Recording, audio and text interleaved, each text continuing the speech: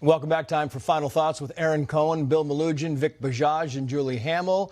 It is interesting, Vikas Bajaj, why do we worry so much about lone wolf attackers in this country? Well, let's talk about lone wolf first of all. That is an individual where the government cannot prove has an actual relationship with the terrorist organization. That was a big fighting issue from Patriot Act to the adoption of the Freedom Act. Why do we care?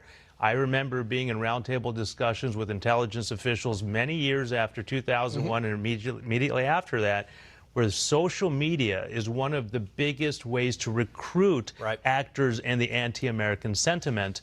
So you have to worry about the lone wolves because while they're not actually part of an organization, they are there to support the anti-American mantra with acts of violence. You have to worry about it. Bill, Biden's border calls for $850 million for processing and refugee resettlement. Yeah, he's calling it for border security, but if you look at the fine print, he's asking Congress for $850 million for expansion of lawful pathways, basically bring more migrants into the country at ports of entry, streamlining processing, so catch and release on a faster scale than what they're doing right now, and to also, quote, support to resettle refugees in the U.S. and help them be self-sufficient. So again, bring more people into the U.S. and it sounds like get them off the ground with some taxpayer funds. We were talking about schools, Julie, local high schools in Southern California considering curriculum that is clearly anti-Semitic. Bill reported on this week.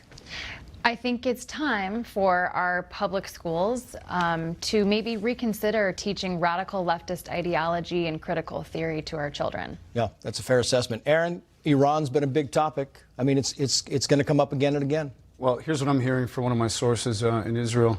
Part of that conversation with President Biden and with some of our intelligence officials up at Glilot, like we say in Farsi, Behet Das Rasi Darim, which is these guys are within our reach, and I'm talking about Nasrallah, and I think there's a larger conversation happening right now, which is what I'm hearing. Aaron, thank you. Thank you for watching America's Late News, Fox News at Night. I'm Trace Gallagher. We'll have continuing coverage on the war in Israel. Have a great weekend. We'll see you back on Monday.